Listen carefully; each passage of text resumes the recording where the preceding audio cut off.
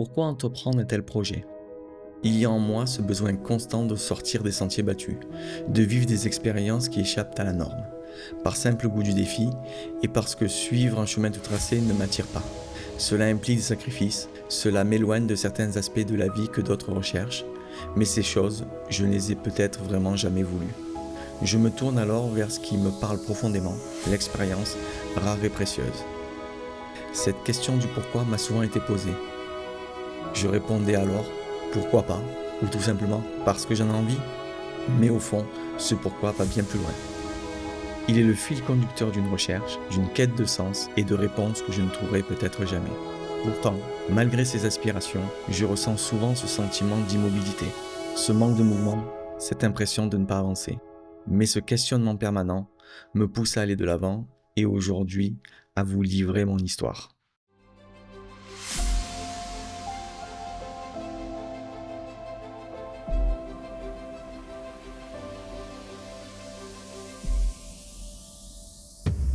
Objectif du jour, récupérer le scurry, le mettre dans le garage et commencer à charger un peu tout le matériel, voir comment on organise ça.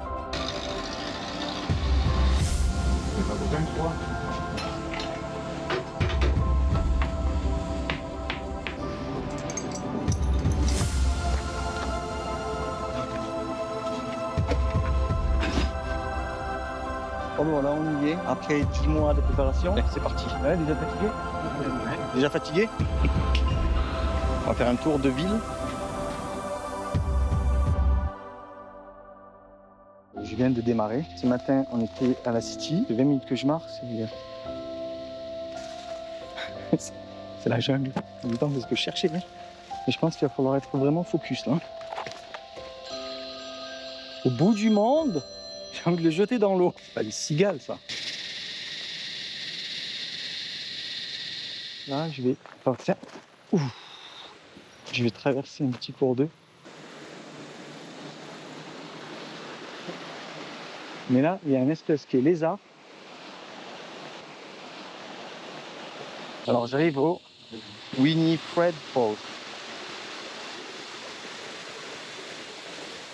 Bon, la sortie des falls, là, les chutes de Winterfell, le tracé est devenu complètement inexistant. Du coup, comme je suis au milieu de nulle part, je le fais au compas et en essayant de passer je sais pas où.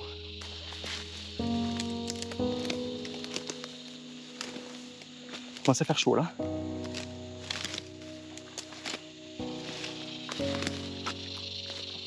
Je sors un peu de ce bordel là. Ça y est, j'ai retrouvé le chemin. Petite note en aparté. Là, l'épisode, il n'y a plus de route, il est en pleine forêt, il y a des boîtes partout. C'est ça qui me plaît. Ce que j'aime, c'est l'imprévu. Du coup, là, c'était complètement ça, quoi. Donc, soit tu te dis, je fais quoi maintenant? En fait, tu te poses pas cette question. Il n'y a pas tu fais quoi maintenant, c'est tu fais, point final. Parce que 10 km en retour, ou 10 en avant, vaut mieux les faire en avant. Juste là, on a une termitière. Il me semble que dessus, il y a un serpent. On va aller voir. On trouve un bâton. C'est de me faire bouffer quand même. Je viens d'emprunter la Coast Track.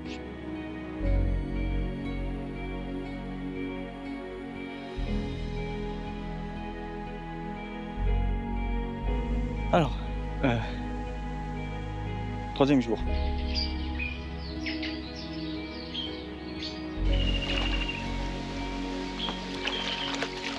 Ça veut pas. Route close. Donc je fais un détour de près de 2-3 km. Je viens de passer ça.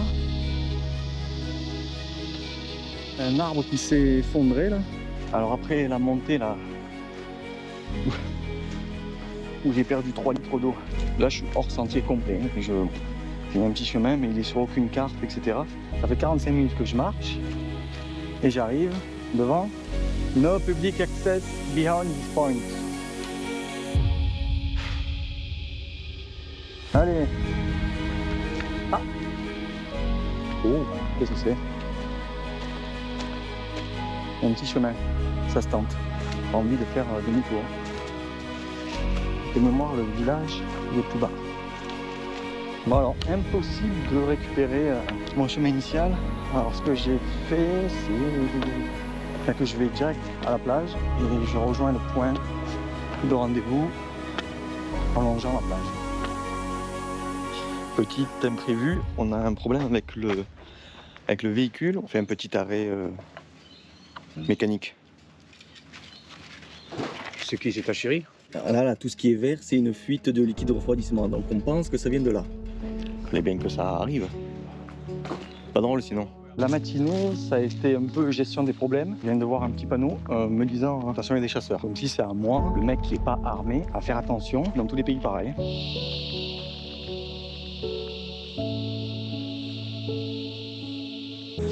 Alors là, plus j'avance, plus c'est compliqué d'avancer. Il y avait une route qui stoppe ici, et je comprends pourquoi elle stoppe, parce que ça devait être un pont, mais il n'y a plus de pont. L'idée, c'est d'essayer de récupérer la route.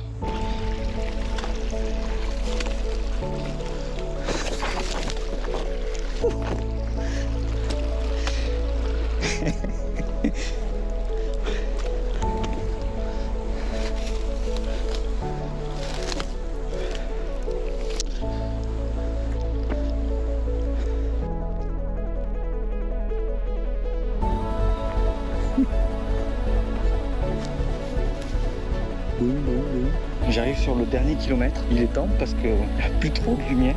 Mais bon, c'est l'aventure.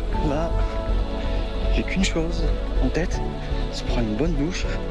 Même si je sais que ça va être une douche glacée sur la plage, mais c'est pas grave. Ça vaut bien le confort de dormir propre. Alors, au final, le problème n'était pas résolu. On est obligé de tout démonter pour sortir le radiateur et le déposer au mec qui le répare. En fait, ce qui s'est passé, c'était quoi? C'est qu'il y avait une fuite. Là, une toute petite. Enfin, il y a toujours la fuite par là. Un petit trou là. Et ça fuyait de là. Mais c'est bizarre parce qu'on a roulé 100 km sans aucune fuite. Ça fait vraiment caraque quand même. Regarde-moi ça. Bon, on vient juste de récupérer le radiateur. Hi. Hello. Cette dame nous a offert la réparation du radiateur. My father. No, that's your dad. No, it's too young. Sorry, your father. Your dad? You quite look like him. No. I'm joking. His brother and the other man is their dad. Your dad and your grandpa. No, brother. Brother? Brother? Dad. My dad. Dad. Yeah. Ok. That's your name? Ça travaille en famille. Just thank you for. No worries, You want mate. the shot? No problem. Thanks. No problem, mate. Hope it goes well for you. Yep. And I hope you don't get any blisters on your feet. I hope you walk for a long time, a long run. Okay. All the best on your walk. Hope you do well, mate. Good on you. Thank you. Bye. And the last word for you. Good luck, mate. Best of luck with everything. Thank you. You're welcome. Have a good Bye bye. Alors là, c'est le Parlement australien, ce jour du 26 janvier, qui est la fête nationale d'Australian Day. Alors il y a quelques mois en Australie, il y a eu un vote pour donner le droit aux aborigènes de donner leur opinion sur des faits de société. Donc il fallait répondre oui ou non. Est-ce qu'on leur donne le droit à la parole ou pas? Les Australiens, ils ont dit non, ils ont juste à fermer leur bouche. Et du coup, ça, c'est pour un peu dénoncer ça et dire un peu au gouvernement australien que c'est complètement honteux. Allez, c'est reparti. Alors aujourd'hui, je pars de Tugeranong, quelque chose comme ça. C'est à la sortie de Canberra. Durant les 2 prochains kilomètres, je devrais rencontrer des vaches, des moutons et des lutins. Alors perso, je préfère les lutins, mais je crois que c'est pas la saison actuellement. Du coup, je dois aller là-bas. Alors ce que je vais faire, je vais enlever les chaussures, je vais enlever les chaussettes, je vais me prendre un petit bain de pied. Allez, go. Ah, ça fait du bien.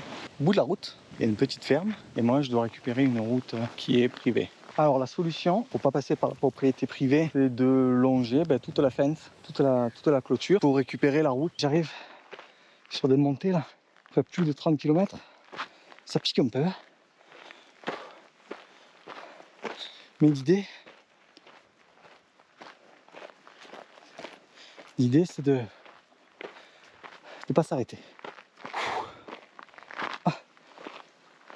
Je viens de me taper une montée et c'est indescriptible. Bon, cette vue là.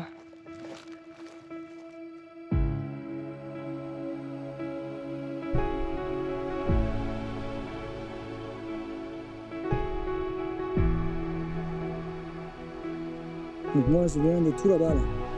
Je vais être à 40 km, 1008 heures. Et il y a des gars qui font 160 km en courant.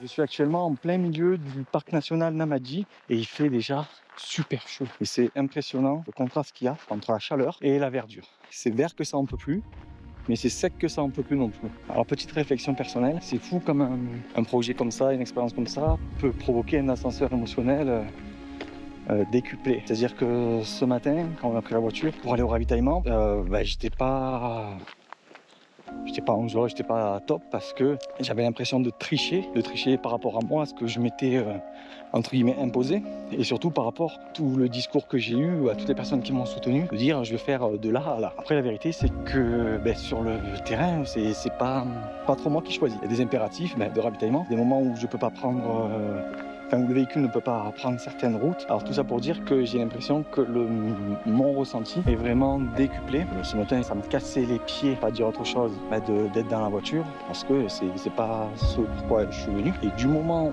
où j'ai mis les chaussures, j'ai pris le bâton et j'ai fait les premiers pas, c'est retombé. Et je me sens vraiment là, bien que je suis là, en train de faire ce projet pour lequel j'ai mis quelques mois de préparation, beaucoup d'engagement. Je pense que le yo-yo émotionnel est vraiment dû à ça.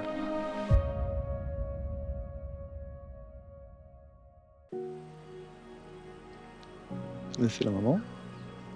Là, c'est les petits. Ouais, c'est.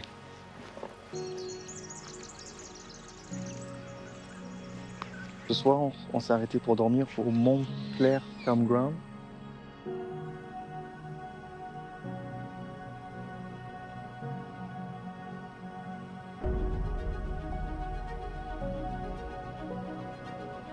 Alors voilà la cabane de Brave Show.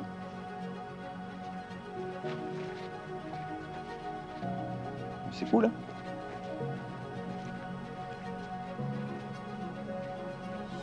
Je me verrais bien moi vivre ici là. Petite table dehors. Avec tout ça comme jardin. Alors là je vais sortir du parc national de Namadji et en même temps re-rentrer dans le territoire de la Nouvelle-Galles du Sud. Donc en gros, là c'est le territoire de la capitale australienne, Australian Capital Territory, qui commence avec le parc de Namadji. Et là où je suis maintenant, je suis dans le New South Wales, dans la Nouvelle-Galles du Sud. Ce qu'il faut savoir, c'est que quand l'Australie a décidé de prendre pour capitale Canberra, il y avait Melbourne et Sydney qui étaient un peu en concurrence pour être capitale de la Fédération d'Australie. Du coup, comment ça s'est passé? Ils ont pris Canberra, et en fait Canberra est dans le territoire de la Nouvelle-Galles du Sud. Donc pour que cela soit possible, il a fallu que la Nouvelle-Galles du Sud cède une portion de territoire de je ne sais pas combien de milliers de millions de kilomètres carrés à Canberra. C'est pour ça qu'on appelle ça le territoire de la capitale australienne. Voilà pour le petit point d'histoire. Apparemment, c'est toutes les chaussures des gens qui ont disparu. Ça en fait quand même. Je suis actuellement à l'intérieur du parc national de Kosciuszko. Aujourd'hui, direction Charlotte Pass, qui est le point de départ pour l'ascension du mont Kosciuszko, plus haut sommet d'Australie. Alors ce qu'il faut savoir sur le parc national dans lequel je me trouve, c'est que cette partie, l'hiver, c'est enneigé, donc les Australiens viennent ici pour faire du surf et du snow. Ils appellent ça les Snowy Mountains, les Alpes australiennes. Donc en gros, j'ai un chemin tout tracé puisque là je sors de la forêt et je vais suivre les lignes électriques. Pas très sexy, mais alors j'ai l'impression que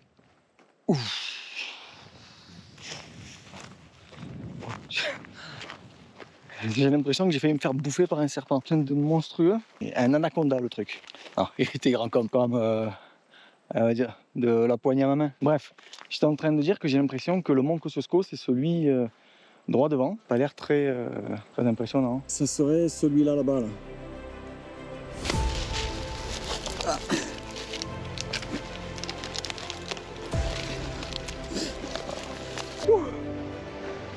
C'est arrivé.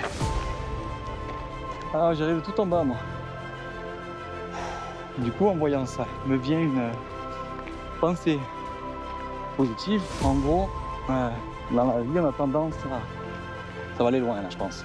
On a tendance à voir le mauvais à l'instant T. Typiquement, si on met en parallèle avec la montée, là, c'est sûr que la montée, c'est un peu compliqué, c'est chiant, c'est chaud. Mais quand on arrive, en gros, ce qu'il faut retenir, c'est pas ces moments durs. Il faut retenir, c'est le chemin pour y arriver. Et qu'au final, on y arrive toujours.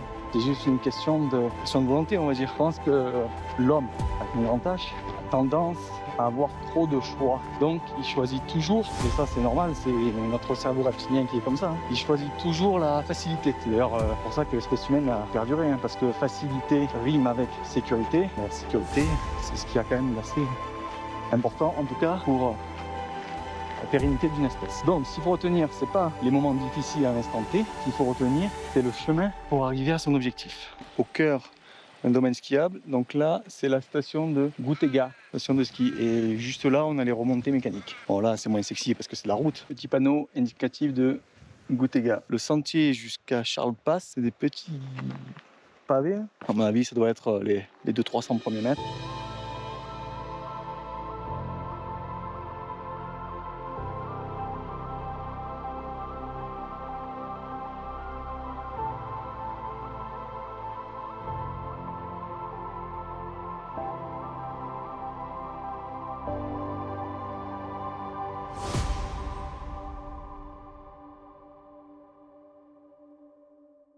Je suis sur la route de l'ascension du mont Kosciuszko. On a des indications des bornes kilométriques pour dire vous êtes à 5 km, 3 km, 2 km. Vous êtes arrivé, bravo. C'est le grand ciel bleu.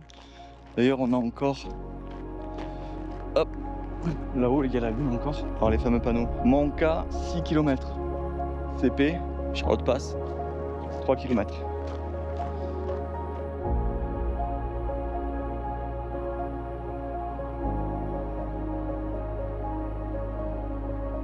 Tout au loin, là-bas, on a le pass de Ranson. Ranson Pass, c'est à 1 km 7 et le mont Kosciuszko, 3 km 4. Que dire devant une vue comme ça?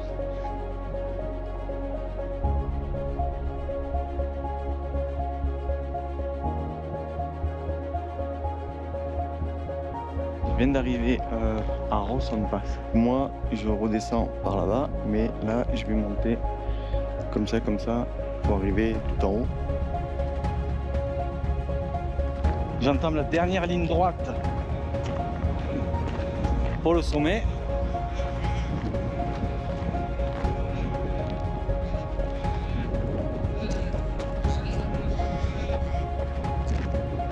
Ça donne une ambiance spéciale, hein, de monter dans le brouillard. Et j'arrive au sommet. Ils ont monté un échafaudage, un escalier pour que les gens y aient toujours accès. Je trouve ça extraordinaire. Ça y est, je suis officiellement sur le plus haut sommet d'Australie, sur le dos d'Australie, symbolisé par cette pierre. Hop, hop. Alors j'en profite que c'est un peu moins nuageux. Donc le mont Kosciuszko, c'est là, à peut-être 100 mètres. Et là, on a toute la vallée.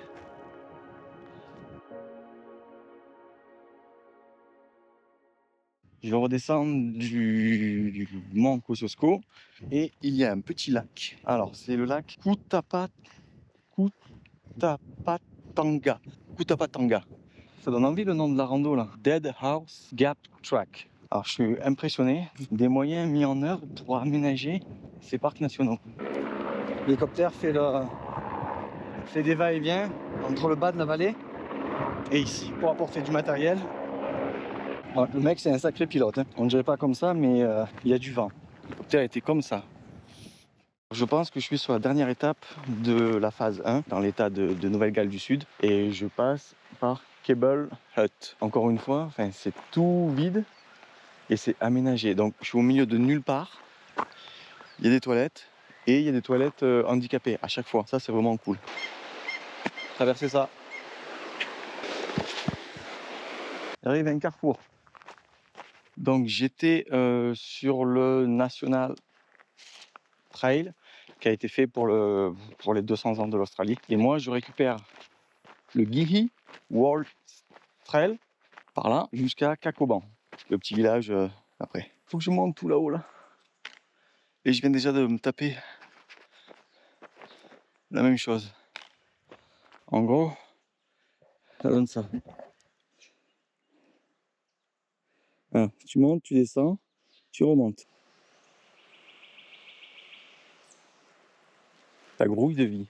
Je suis sorti de ma forêt et j'ai atterri sur une espèce de, je sais pas, de plaine, de champ. Voilà. Il y avait une barrière. Et tout là-bas, on a un lac qui s'appelle le lac de... Ah, je vais essayer de m'en rappeler. Cancomban. C'est au courant que... Tu connais, toi? Comment ouvrir et fermer?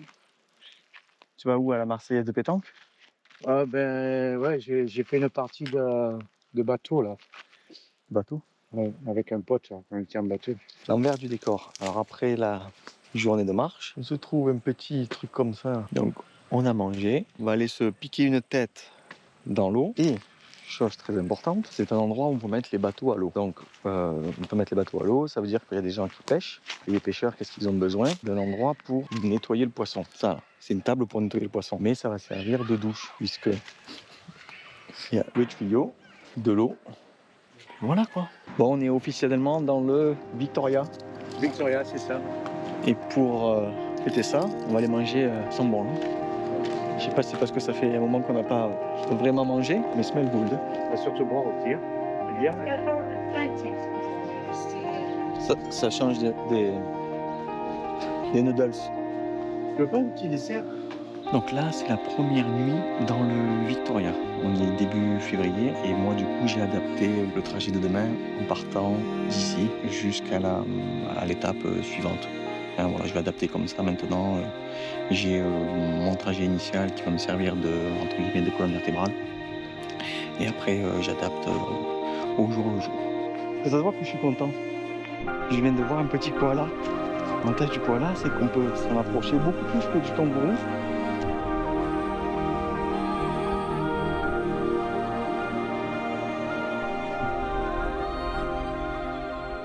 Aujourd'hui, c'est route. Je suis à Barwage Creek. Ah, Porcel, à vendre. Donc, petite maison, réserve d'eau, mais bon, à mon avis, c'est percé. Un petit shed à instaurer. Et derrière, on a quoi? Un petit cabanon. Et là, il y a une vache. Je pense qu'elle est fournie avec. T'achètes la maison, t'as la vache offerte. Ah non, il y en a deux. Voilà, pour relancer un élevage.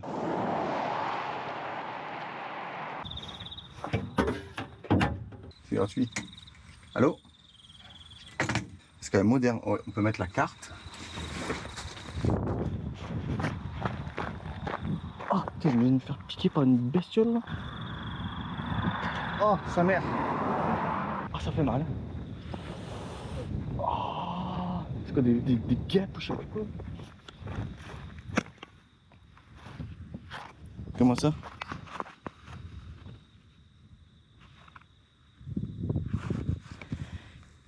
Et sur le ventre aussi. On bat le coup de la cabine. Ah, je me rappellerai. Bon, alors après 33 km aujourd'hui, je suis arrivé au lac William Oveld.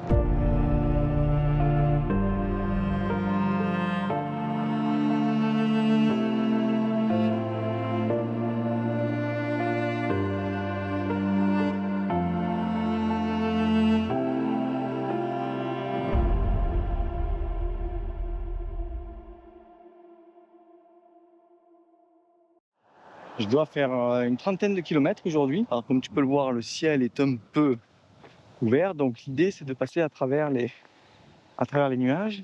Et là, on voit déjà une colonne d'eau. Donc pourvu qu'elle reste là-bas, bon je crois que je vais pas y échapper. Je commence à sentir quelques gouttes. Ça fait partie du jeu. Hein. Du coup j'ai sorti tout l'attirail, j'ai tout mis et il s'est arrêté de pleuvoir. Et là il reprend. Oh, ça va pas durer. Alors comme si la pluie ça suffisait pas, voilà. Il va bouger ça, c'est impossible. Heureusement que Marseille, il a pris ici. Ouais. Tiens, Tony, on va le couper.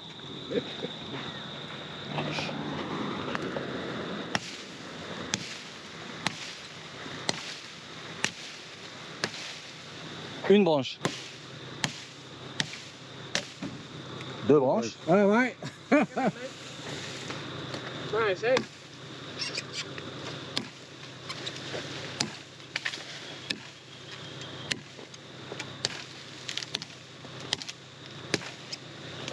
Oh my god, ils sont pas doués. J'ai mis 4 coups de hachette là, j'ai coupé la moitié de l'arbre et ça fait 20 minutes avec leur treuil qui s'obstinent à vouloir faire leur treuil. Sauf qu'ils n'ont pas compris, l'arbre ici il est toujours enraciné. Tu peux tirer tout ce que tu veux, moins d'avoir un gros et très gros camion avec beaucoup de puissance. Allez voilà, il se remet à pleuvoir. Bon là on va les laisser faire avec leur délire de treuil. Moi je vais me mettre au chaud. Hein. Alors tu sais que tu es sur une longue route, très longue route, quand le numéro de la boîte aux lettres c'est 4998. 4998. Il y a des gens qui habitent là. Hein. Direction la forêt d'état de Black Range.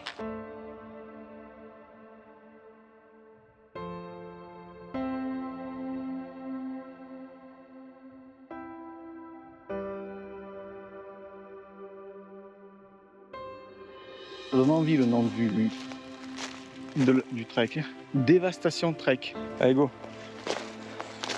Alors des fois il y a... Ouf. Il n'y a plus de route. C'est électrifié.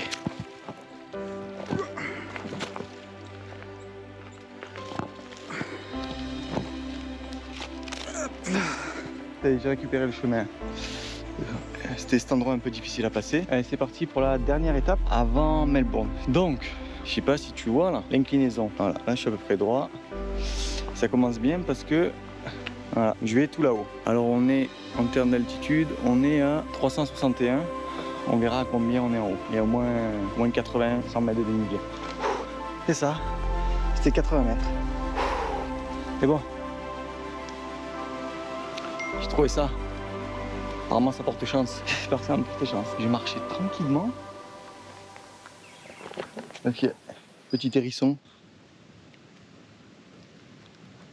Alors on a fait une demi-heure de route sur de la terre pour arriver à un pont qui est cassé. Donc il y avait ça. On s'est dit on va quand même y aller. Ça va, ça devrait passer. On est passé. Bon, on va remettre la barrière. On vient de s'arrêter dans une station pour faire le plein, vérifier les pneus, puisque là on part sur Melbourne, récupérer les Airbnb qu'on a booké hier.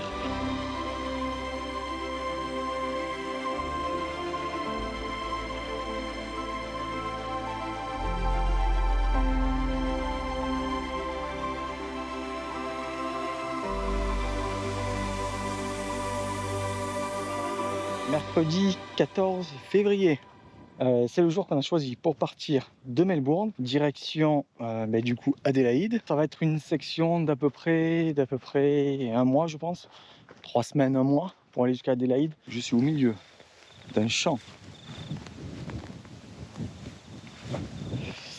Et mon objectif c'est là-bas.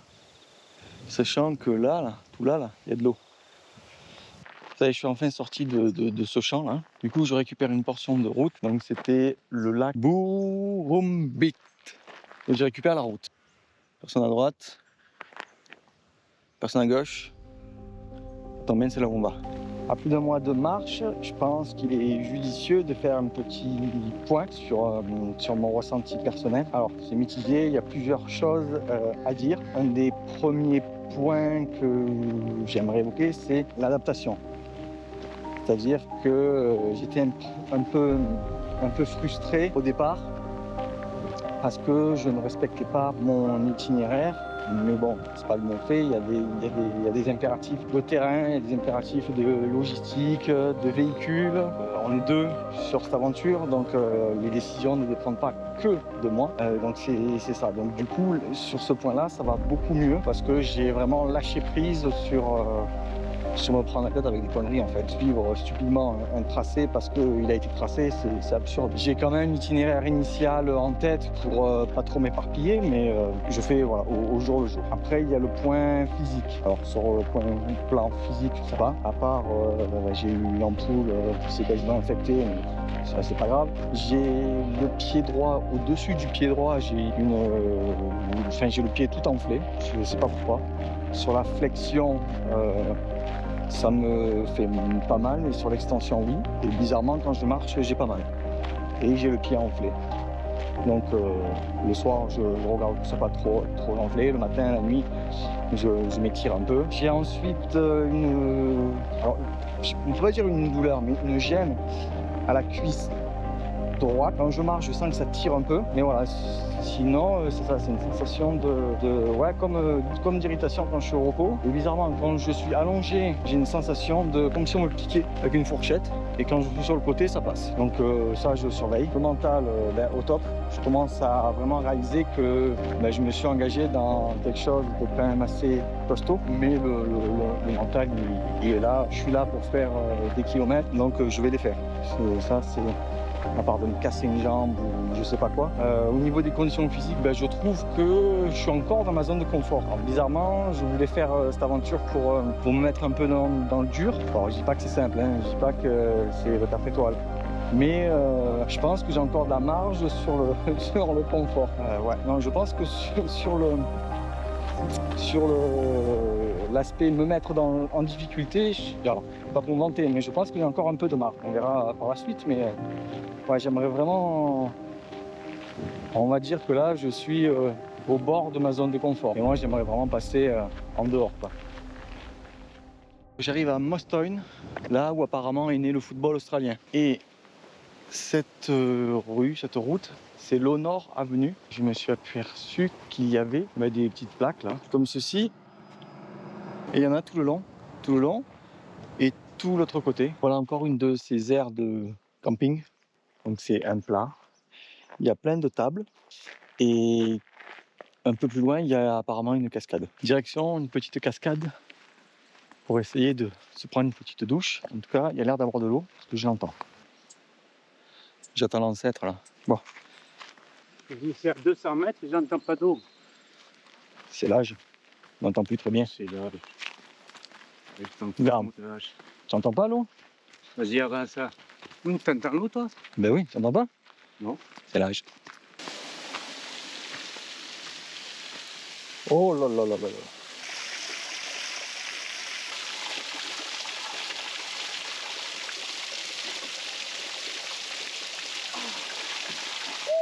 Bye bye la cascade. Bon, elle était fraîche, mais ça fait tellement du bien de se prendre une petite douche là comme ça là. Là je revis. Ça m'a fait de venir.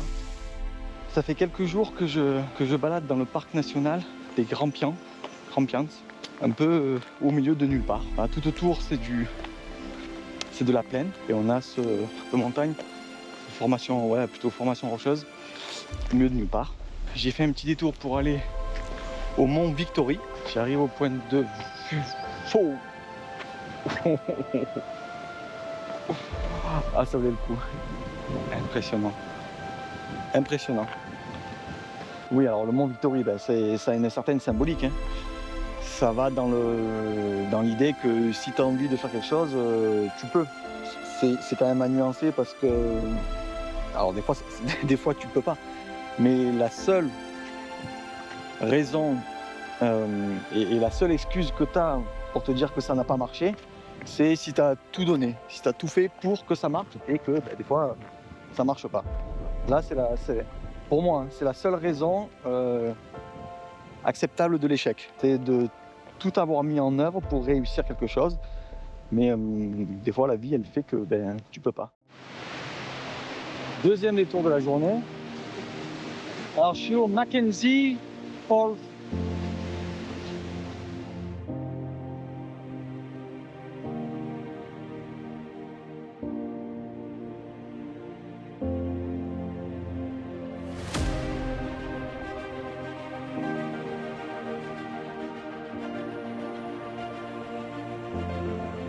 Mais la route est toute trempée. J'ai déjà dû traverser pied dans l'eau.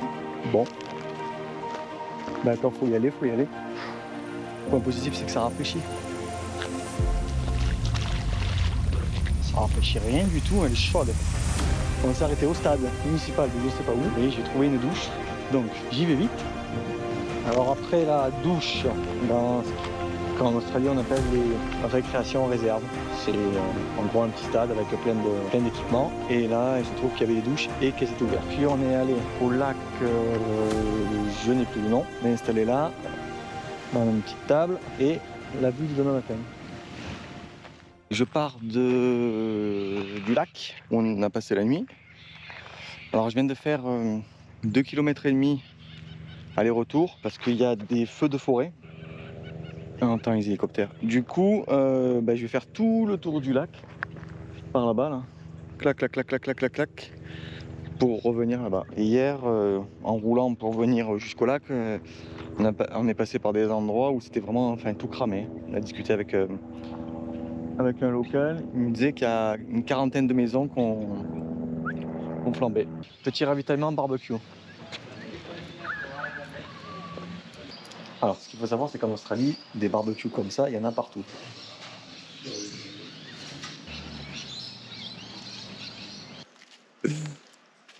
Comme ça, on voit que tu fais quelque chose quand même.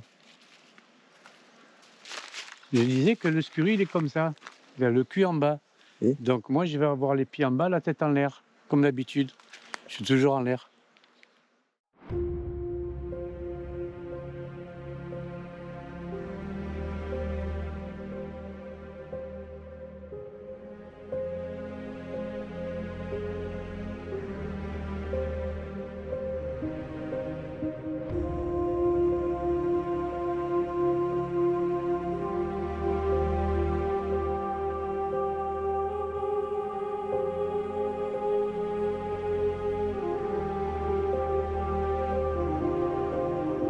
Voilà un aperçu de mon environnement pour le prochain mois. Du plat, des champs, perte de vue, quelques vaches, des routes comme celle-ci qui n'en finissent pas. Celle-là doit faire 3 ou 4 km.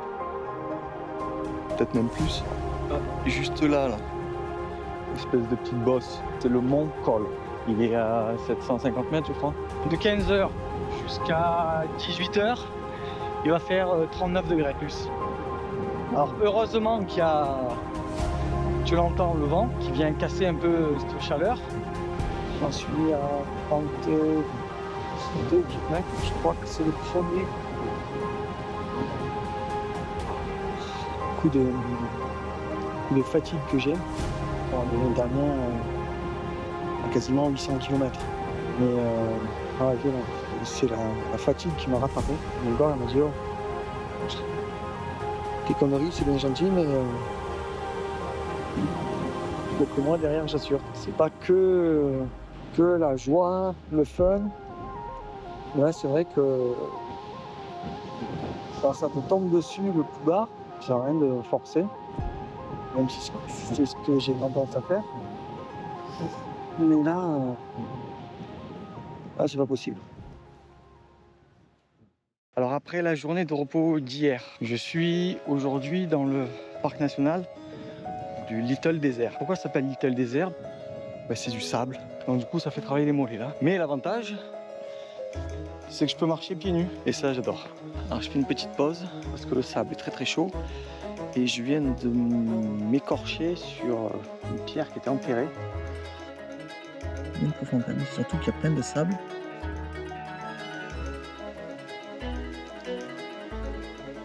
Oh.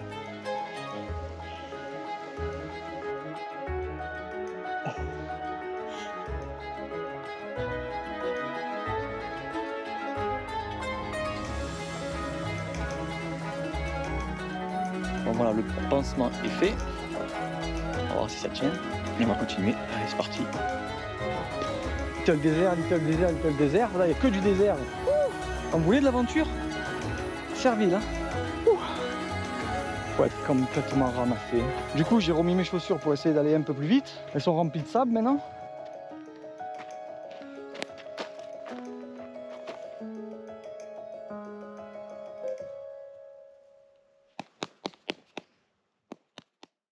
C'est parti pour une nouvelle semaine. Donc, à mon avis, celle-là, elle va être cool, puisque aujourd'hui, ou au pire des cas, demain, je devrais passer la frontière entre l'état du Victoria et l'état de l'Australie méridionale. La moitié de l'aventure, en termes de distance, grosso modo. La semaine dernière, enfin la fin de semaine dernière, j'ai eu un petit coup de mou.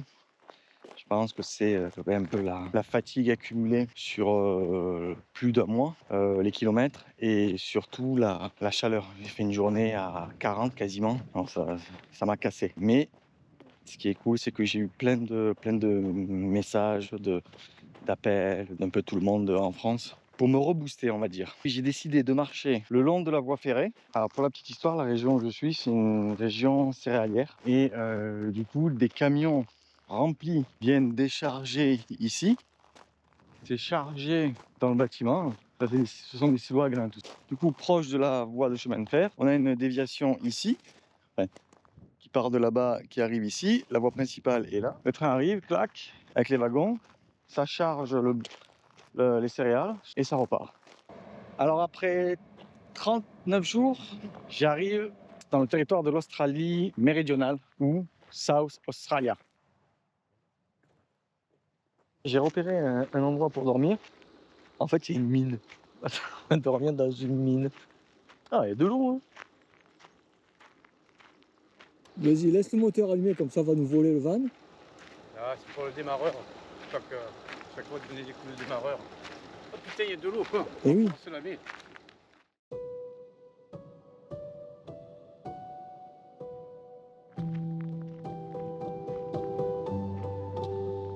Je suis en plein milieu d'un lac. Enfin, plein milieu. Presque au milieu. Enfin, sur le rebord d'un lac asséché. Du coup, c'est que du sel. Là, c'est que du sel, que du sel. D'ailleurs, ça s'appelle Saltlet Creek. Voilà le genre de spot pour la nuit. Soleil, tente.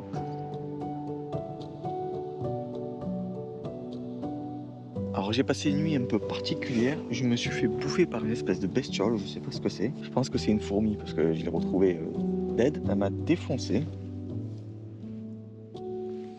Et puis c'est là.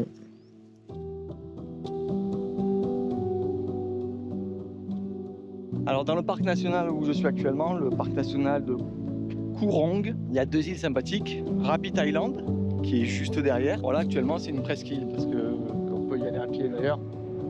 Il y a un balisage pour y monter. Là, on voit qu'un plat, mais derrière ça, il y a de l'eau. Et après, il y a l'île. Et il y en a une seconde qui est moins sexy, c'est Snake Island. Donc, je sais pas si c'est des noms donnés comme ça, ou si c'est vraiment plein de serpents et plein de lapins.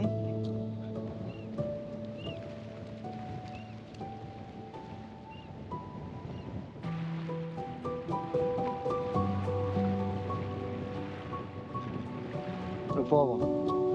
Il est ouvert sur le ventre. Heureusement, là, il ne peut rien faire. Hein. Triste. Hein, mais bon, il faut relativiser et se dire que c'est la nature. C'est comme ça.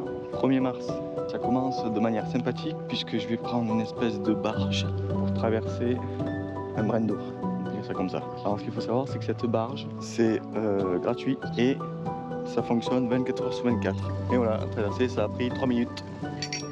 Thank you. Welcome. Have a good day. You too.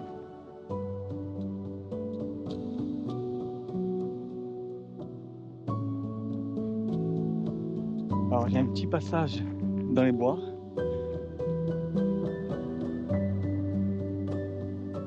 Ça change un peu de paysage de plaine. C'est rempli de papillons. Par contre, ça monte. Je récupère Jeannot là. Et la bouteille d'eau, elle est où? Hello. Hi Mike.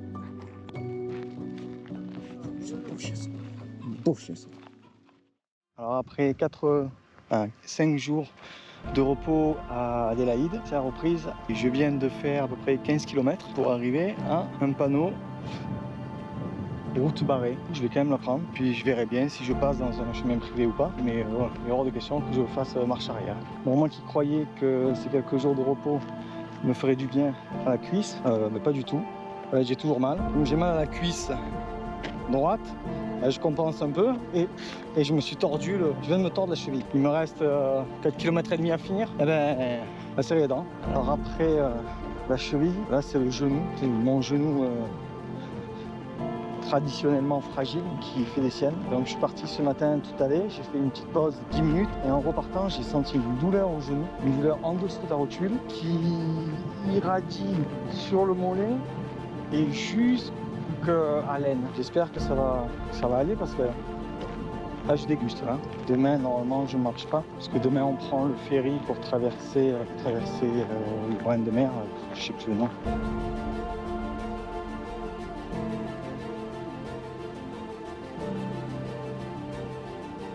Bon, c'est parti pour une traversée de 2h30 je crois pour aller de Wallaroo à Lucky Bay.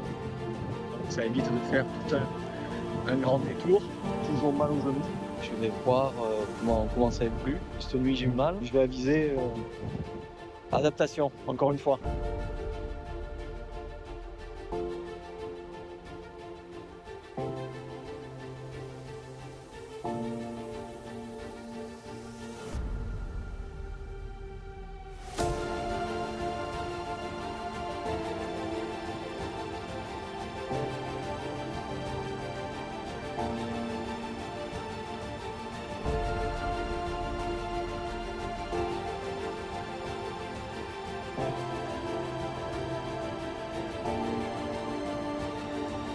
Donc hier, on a traversé le golfe de Spencer. Ça m'a permis de ne pas marcher la journée. J'ai pas voulu marcher l'après-midi par rapport à ce genou.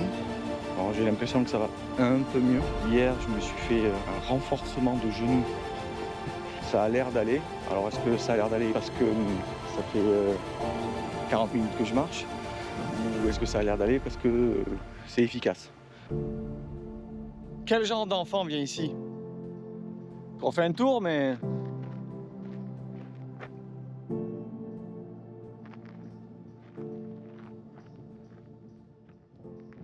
Alors j'ai fini ma journée, j'arrive à Cleave, et ça fait vraiment ville western.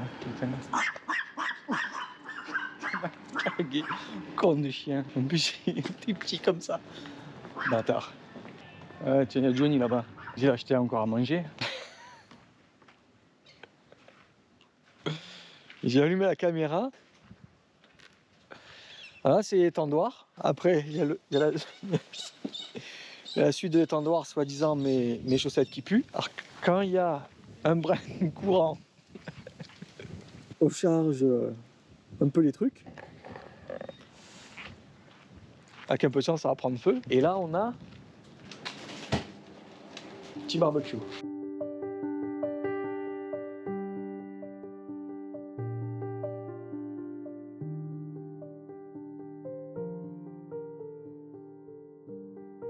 Alors j'ai un peu adapté, on a un peu adapté le programme. Je pense que ça va être un tournant un peu dans cette aventure. Je vais plus du tout suivre l'itinéraire initial. Première étape de ce changement, c'est Lock Wheel Lookout.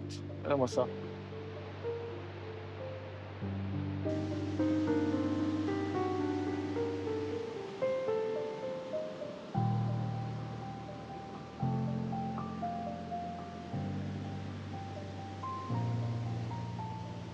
Alors il y a quelques marches à descendre. Allez, je vais sur la plage. Comment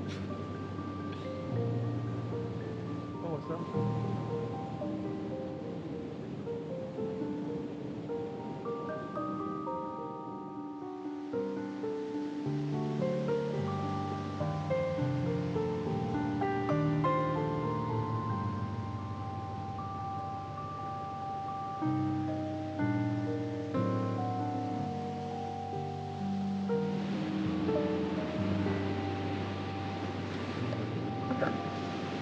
Bon chien.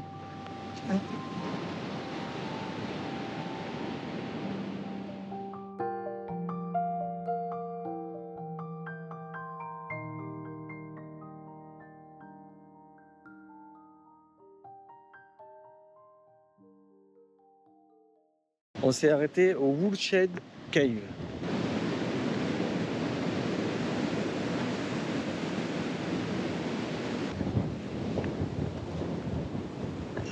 là.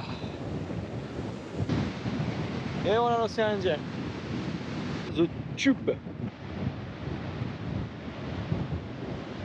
Donc j'ai vu le tunnel est juste en dessous là, par là. Ça rejoint l'océan. Je pense que l'entrée est là. J'ai pas envie de décéder ici. Mais on sent quand même la puissance de l'océan. Voilà. On est bon au niveau du timing? Alors aujourd'hui, petite journée tranquille. Donc je vais me balader autour de Venus Bay. Je vais contourner toute la baie. Droit devant moi, côte à franchir. Regardez le mot hein, quand même. Je commence un peu à être en berne la motivation. Elle est en berne, elle n'est pas inexistante. Donc, comme ça, clac, là, et on monte là-haut. Bon, apparemment, il y a une colonie de phoques à 300 mètres. On va faire un saut. Alors je suis à Point Labatt Sanctuary Zone.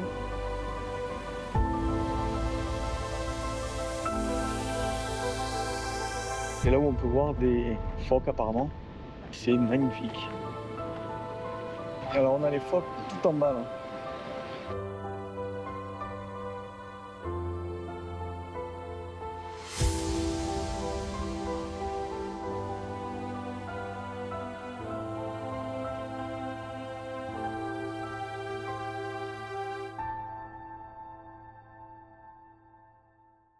On est parti visiter le Whistling Rock. Ça fait un bruit très particulier. Donc l'eau arrive, rentre en dessous et là on a des fentes sorties. Ah là, ça ressort par là. Des genres de cheminée en fait.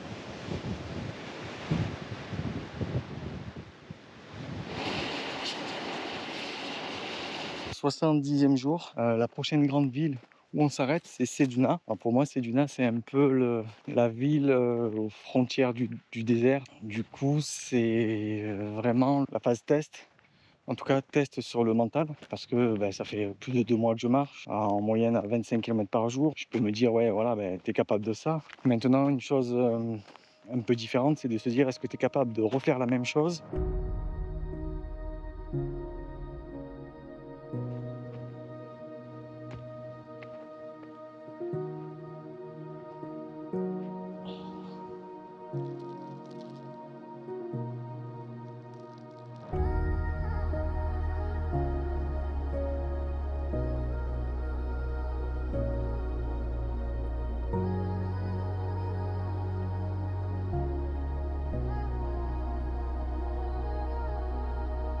Je suis donc du coup dans le parc national d'Akraman Creek. Alors c'est une terre initialement aborigène.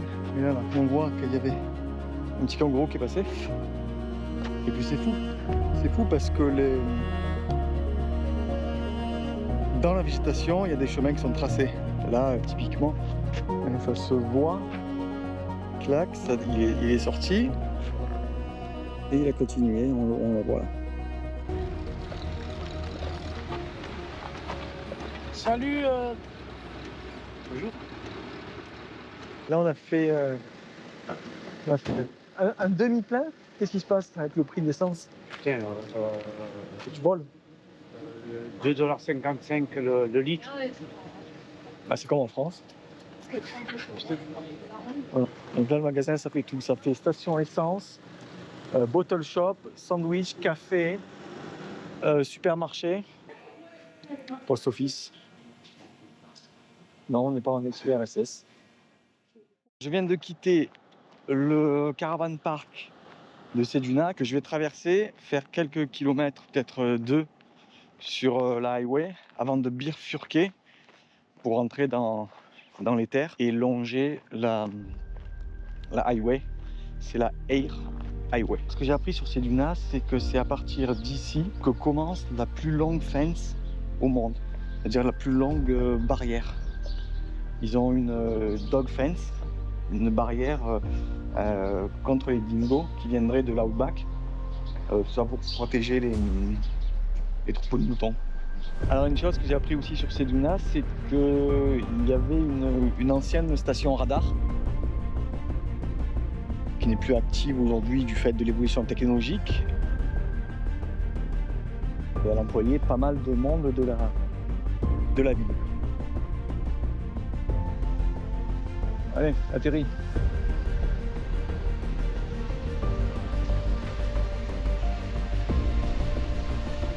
Good boy.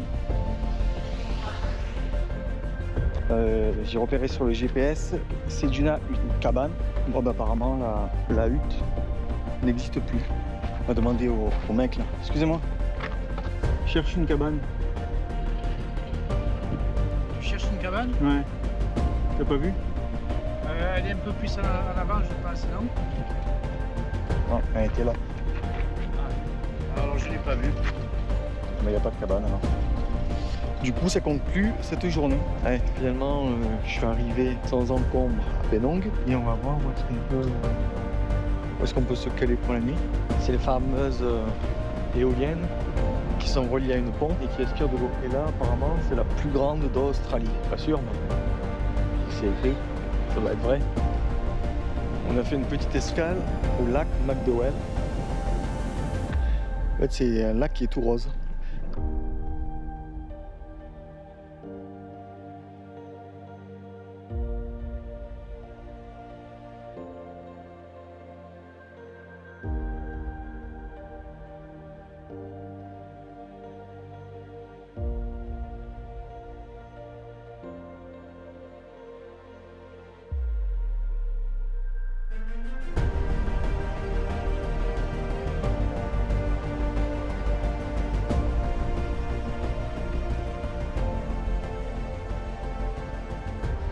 Petite chose rigolote. Donc je suis dans le bush, il y a une fence, un grillage là. Les animaux ils sont vraiment pas cons. Donc faut passer de l'autre côté parce que je pense que c'est pour éviter que les animaux ne traversent. Et ben, ils ont fait un trou. Évasion Alcatraz. Ils ont fait un trou et ça ressort de l'autre côté. Donc je crois que je vais continuer à l'intérieur, non? C'est quand même pas mal. C'est vase étendu. Là c'est un peu plus l'idée que j'ai de l'Australie outback sauvage. Bon, ça se passe pour l'instant bien. Je suis pas encore perdu, mais la progression est beaucoup plus lente que sur une route, bien évidemment. Dans l'océan déjà.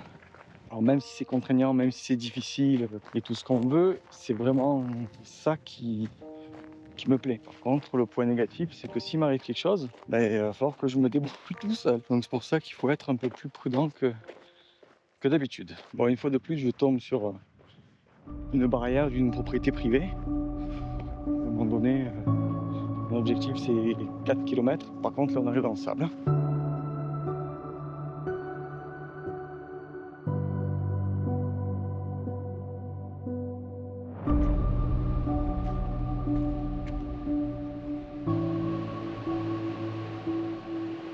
Pas mal, hein?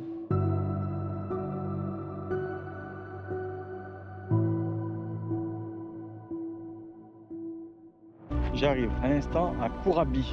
Folwer Bay, c'est là d'où je viens. Et moi je vais Nundro. Alors j'ai vu qu'il y avait une piste d'atterrissage pour les Flying Doctor. Alors voilà la fameuse piste d'atterrissage. Donc c'est des plots, des gros plots blancs disposés. Et ben, on a le drapeau des vents, là, le cône des vents. Alors c'est pas fait pour les A380, mais c'est fait pour les petits avions ambulances. On est à la station de Nundro, puisqu'il y a eu un accident, donc la route est bloquée et là tout le monde attend en fait. Je sais pas s'ils vont réouvrir dans la nuit ou pas. Nous on va aller manger un bout. On va demander à l'ancien qu'est-ce qu'il en pense. Qu'est-ce que t'en penses de tout ça? Je pense que c'est très bien. Moi, ça me dérange pas. Ok, on va aller manger un bout. On va aller manger un bout. Un curry ou un truc comme ça, non? Un truc comme ça ou une curry. C'est vraiment un truc comme à la maison en fait. Et nous on s'est carrément branché là.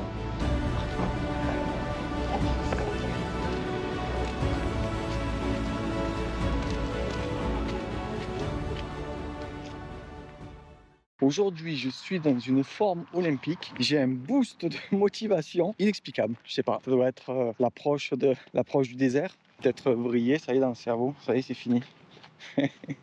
Ma route. Donc, je vais continuer tout droit comme ça jusqu'à Yalata. J'arrive à Yalata. Alors, il y avait un panneau que c'était interdit d'y entrer. J'espère que c'est pas une communauté privée parce que du coup, moi, j'ai donné rendez-vous à un point précis à mon père. S'il ne peut pas y aller, dans tous les cas, je reste positif. Tout problème a une solution. S'il n'y a pas de solution, c'est que c'est pas un problème. Alors, je sais pas ce que c'est ici, mais c'est quand même assez glauque. Il y a des poubelles partout, une décharge à ciel ouvert. Là-bas, il y a quelques bâtiments, j'entends quelque chose qui sonne. Vraiment dégueulasse. Là, on dirait que c'est l'Oval. Et je pense pas qu'on va rester là ce soir. C'est un peu la zone. Parce que cette ville, bon, il est pas là. Ouais. Un corbeau mort. Ça a l'air tout abandonné. Tout est verrouillé. Alors, mon père n'était pas au rendez-vous. Je vais aller rejoindre la highway. Peut-être qu'il y avait une écriteau comme quoi il ne pouvait pas rentrer. Je vais voir ça. Et sinon, sur la highway, j'ai raté quelqu'un pour qu'il me prête son téléphone. Quand je disais qu'il n'y avait pas de problème, c'est ce que je pensais. Il n'a pas pu rentrer parce que c'est une communauté aborigène. Je l'ai traversé en mode espion, on va dire. Et donc, je me suis dit, s'il n'a pas pu traverser, s'il n'a pas pu rentrer dans la communauté, moi, je vais rejoindre la highway. Et donc, je récupère cette route. Et je vois une ambulance qui s'arrête et il me dit que mon père, il s'inquiète. Miskin. L'ambulance me dit, tu vas jusqu'à la highway? Et quand t'es à la highway, right, ça se finit bien au final. Par contre, ouais, c'est ce qui est triste, c'est tous les salles d'abandon, c'est pourri, Alors je sais pas si c'est parce qu'il n'y a pas de moyens, quoi qu'il en soit, ça fera des choses à raconter. Réfléchissant un petit peu là, ce qui vient de se passer, je me suis dit ça remet vraiment sur le tapis la problématique du vivre ensemble. Alors est-ce que c'est la communauté aborigène qui souhaite être, on va dire un peu à l'écart, et là effectivement le sont, ou est-ce que c'est le côté australien qui les parque un peu dans des espèces de réserves? Pas trop de termes, c'est péjoratif, mais ça me fait penser un peu à ça. On vous a pris vos terres, mais on vous laisse un petit bout là, et vous restez bien sagement là-dedans. Donc je sais pas. Sujet à creuser. On est arrêté sur le sur l'air. Il y a 3 camions qui sont arrivés, c'est des dépanneurs qui ont embarqué les carcasses de l'accident d'hier.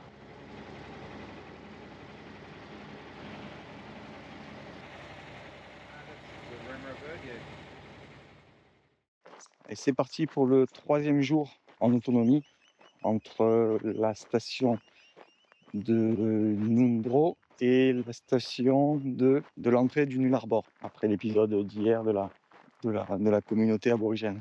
D'ailleurs, j'ai la réponse, le gouvernement qui crée des espèces de réserves comme ça. Ils mettent les aborigènes là, ils leur donnent une pension, puis voilà, ils restent là comme ça. Au lieu de mélanger les gens, non, on les parque. Donc c'est sûr qu'après la communication entre les communautés est compliquée. Là j'en ai marre. Voilà. Déjà ça dit, on va se remobiliser Anthony. Enfin, il n'y a pas le choix. Si, tu as le choix. Alors ça va passer. C'est juste aujourd'hui. On va faire une opération communication. L'idée c'est de coller un sticker ici. Alors, en train de faire le ravitaillement en essence au Null Arbor Roadhouse. Direction Border Village. Allez, c'est parti. Donc là, vraiment, ça commence l'histoire sérieuse. Hein. Je vais pas avoir un brin d'ombre, je pense, sur la journée complète. Bon, là, ce que je devrais croiser. Allez, alors, ce que j'ai appris, c'est que les dromadaires, c'est pas une espèce endémique de l'Australie. Ils ont été introduits par l'homme, justement, pour ses capacités à s'adapter au manque d'eau. Il y a quelques semaines, j'étais perdu au milieu des champs. Là, je suis perdu au milieu du bush.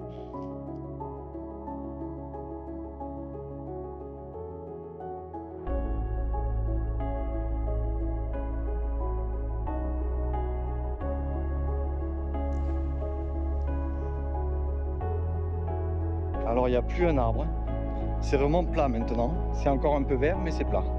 J'ai l'océan à vol d'oiseau à 10 km. Et j'aperçois une petite maison, une petite maisonnette. Est-ce qu'on peut rentrer? Ça tient ça.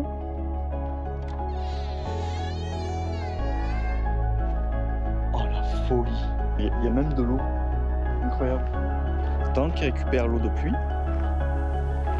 on va peut-être prendre une douche, mais là, psychologiquement, il faut être fort. Hein, parce qu'il y a du vent, il va faire à peine 20. Allez, c'est reparti pour une journée.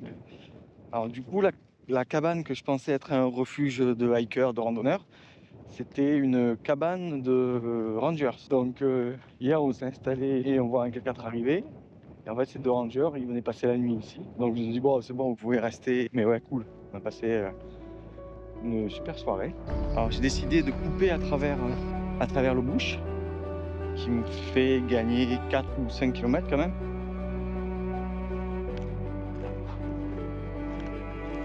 Allez, ça y est. Je sors de tout ça là. Donc là, il y a la route.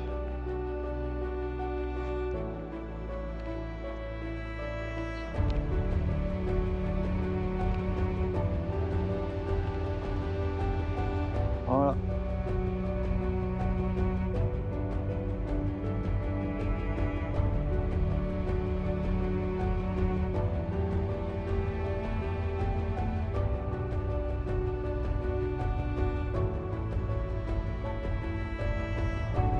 Incroyable les racines. Ils sont en angle droit. C'est un endroit comme ça où il y a le plus à voir. Pourtant il n'y a rien. Hein. Mais le fait qu'il n'y ait rien, j'ai l'impression que le moindre petit détail prend beaucoup plus de place que s'il était noyé dans la masse. La masse, c'est des choses à voir seul, avec mes pensées, avec moi-même. Et ben ça fait du bien. Je pense que j'ai besoin de ces moments-là, de couper vraiment de tout. Ouais, je pense que j'en ai besoin de temps en temps de faire switch off et être sobre, en mode un peu ermite. Quand je vois ça, je me dis que je suis quand même assez privilégié de pouvoir marcher ici. Alors certains diront que j'ai de la chance, je pense plutôt que c'est pas de la chance, c'est un choix. Voilà, pour clôturer le débat, pas de la chance. Là, quand le soleil sort d'entre les nuages, ça chauffe. C'est quand même assez impressionnant. Et le plus impressionnant, c'est de là où je viens. Hop, c'est ça. Hop, hop, hop, hop, hop, hop, hop.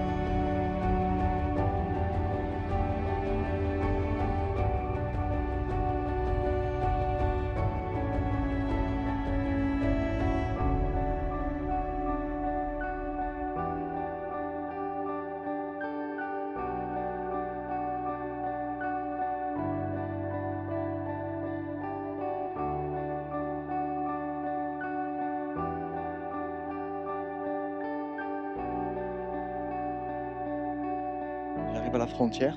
Tout derrière moi, c'est le Nullarbor National Park. Et droit devant, c'est le Kla National Park, comme c'est indiqué ici. Alors j'ai quitté la route pour rentrer dans le bush et passer symboliquement la frontière entre le South Australia et le Western Australia dans le bush. Donc j'y suis dans 8 mètres. Hop, 3. Et voilà. Ça y est. Donc, ce côté Western Australia, ce côté South Australia. Retour à la civilisation, c'est le genre de camping. Allez, ça y est, arrivé à la frontière. Frontière, il y a, on appelle le Big Kangaroo, avec son pot de Vegemite infâme. Ben, là, Johnny.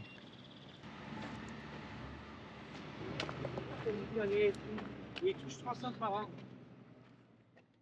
Alors aujourd'hui, on passe réellement à la frontière. Donc il y a un point de quarantaine pour éviter que les fruits, légumes, enfin tout ce qui est produits frais ne traversent d'un côté ou de l'autre. Donc ça se passe ici. Aujourd'hui, Eucla National Park, direction la côte, et après je remonte sur Eucla. J'étais en train de marcher, plonger dans mes pensées. D'un coup, je lève la tête.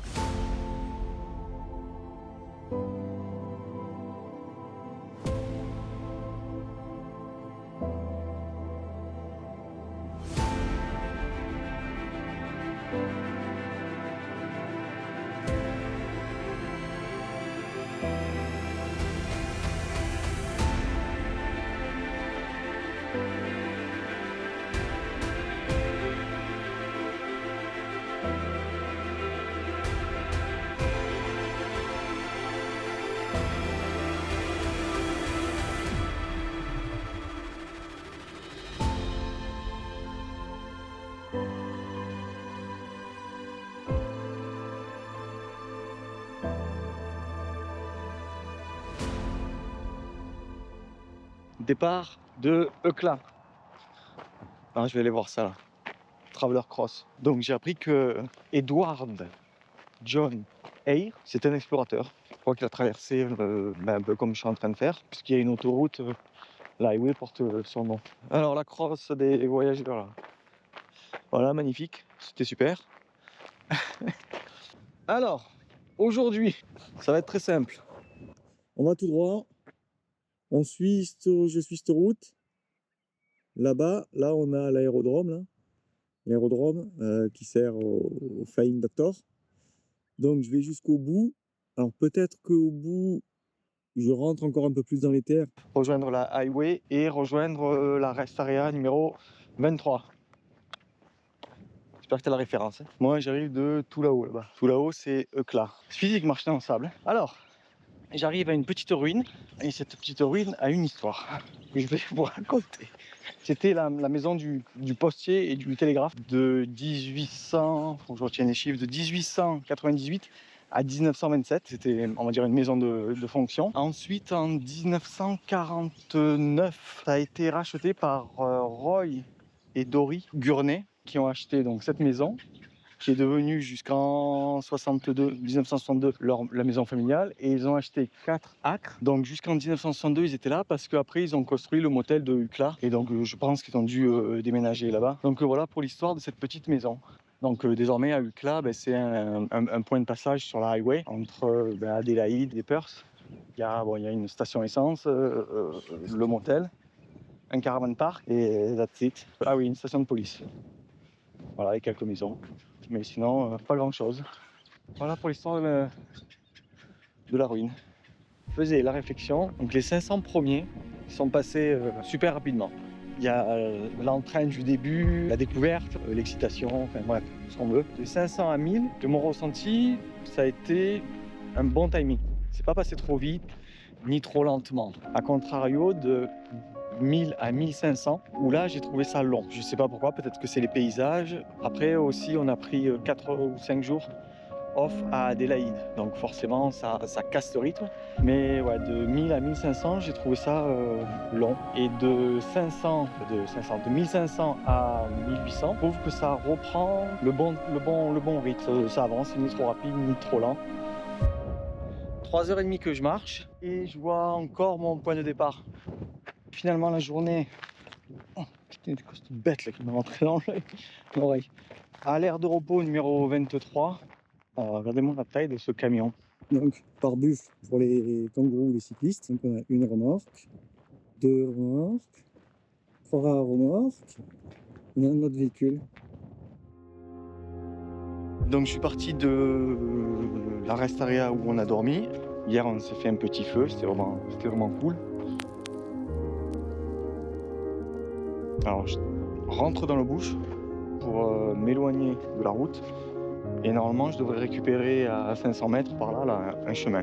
C'est bon, j'ai récupéré le sentier, le chemin, le off-road, comme on veut, mais c'est récupéré. Il devrait y avoir des barrages. Bon, c'est pas le barrage ouvert, hein. Ça peut être sympa à voir. Bon, voilà, je m'attendais pas du tout à ça, mais c'est ça le barrage. C'est une retenue d'eau. C'est ça un barrage, hein, c'est une retenue d'eau. Petit troupeau de moutons.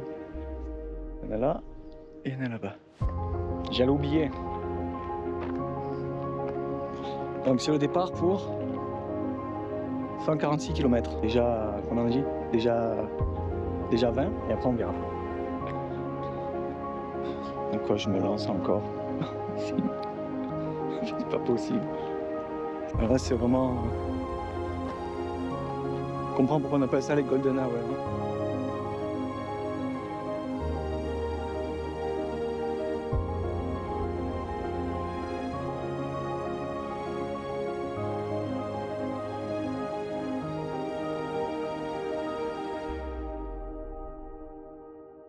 Alors ça y est, il est 18h, il fait nuit noire, moment de vérité. Donc là je pars pour 2 heures dans le noir complet. C'est quand même très particulier et en même temps très agréable puisque je marche avec les étoiles. Et ça c'est vraiment quelque chose d'assez impressionnant. Surtout ici, il n'y a aucune pollution lumineuse. Donc c'est un ciel magique en fait. Il est 11h30 et j'ai plus de jus. En tout cas, ce qui est sûr, c'est que ça peut vite devenir dangereux. Si c'est pour finir comme les 2 cyclistes de la semaine dernière là, qui ont été écrasés, est-ce que ça en vaut la peine? Je pense pas. La lune est en train de se coucher. J'ai même plus la lune. Par contre, j'ai juste au-dessus de la route, j'ai la Voie lactée. Bon, la suite au prochain épisode. Ah ça y est, je suis à l'autre panneau. J'ai fait 40, on a dormi et puis on est venu en véhicule jusqu'ici. Mais sinon, c'est une très très bonne expérience en tout cas. Allez, c'est parti pour la suite. On arrive à Baladonia, la dernière roadhouse avant la civilisation. Et regarde la Tour Eiffel. Tour Eiffel.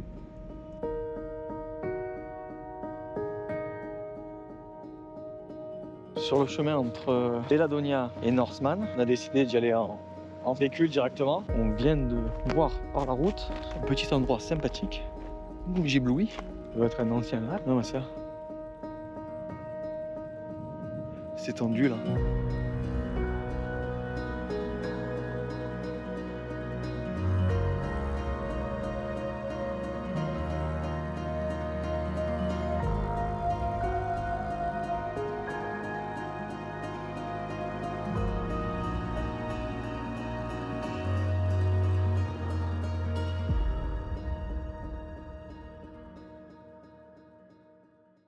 Ce matin, départ de Norseman. Alors aujourd'hui, c'est le 3e mois. On est parti le 19 janvier.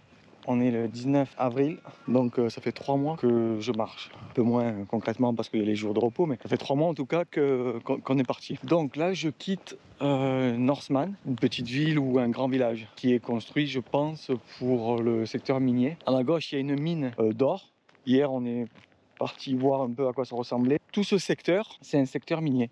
Et Norseman, c'est le nom on va dire, du pionnier qui est venu ici, qui a commencé à creuser la terre. Et j'emprunte l'Heritage Trail, qui est parallèle à la highway. Donc ce chemin est ponctué de petits stops qui retracent l'histoire minière du coin. J'arrive au site 1. La taille de la roue. Donc il y avait le camion là-haut, là, une belle, il a vidé, et puis ça descend, et puis ça monte comme ça en strate. Site numéro 3. Et il y a une petite butée, et ça donne sur une forêt. Ce qu'il faut savoir, c'est que là, c'est la plus grande forêt tempérée qui est restée intacte, sans défriche, sans action de l'homme, de la planète. Alors par contre, on voit vraiment que l'industrie minière, c'est quand même assez dévastateur pour le biotope dans un premier temps et dans un second temps pour l'environnement. Tout ça, c'est que des monticules de terre retournée. On creuse et puis on baigne un peu à l'arrache. Il y en a partout. Un peu bancal le panneau. Oula, il faut marcher. Là vraiment, je rentre dans la mine.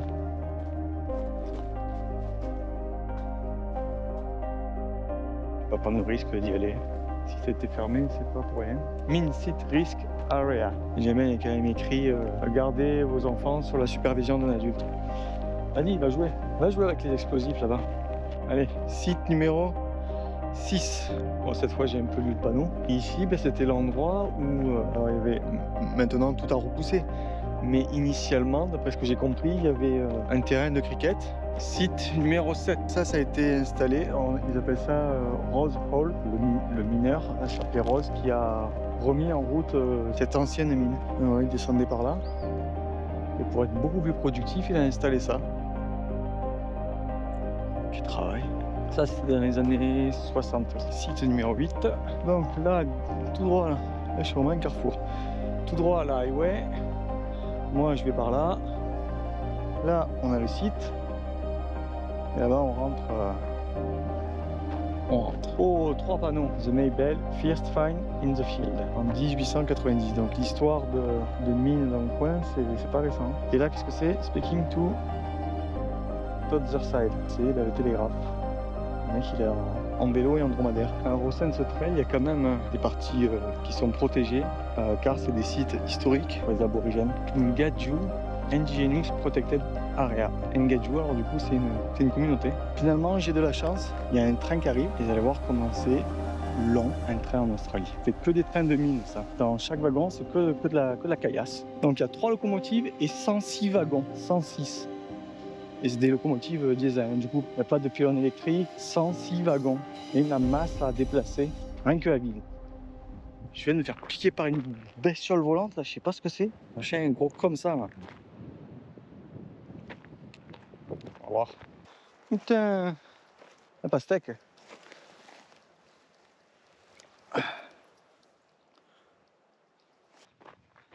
Je crois que c'est l'heure de la pause. On va retrouver Johnny. Alors j'ai pris la formule à 10 $. Dedans, il y avait bacon, 2 œufs, 2 toasts, une galette de pommes de terre et une saucisse. 6 €.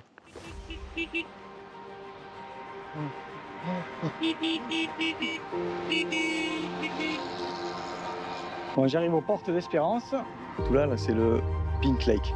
Alors qui est plus trop pink, puisque entre 1896 et 2007, ils ont exploité le sel qu'il y avait à l'intérieur pour un usage commercial. Et du coup, la concentration en sel qui faisait la couleur du lac a diminué. Il a perdu sa couleur rose bonbon.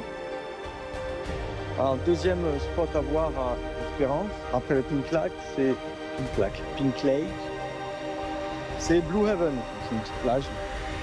Ok, pas si petit que ça. Il est enclavé entre deux brins de terre.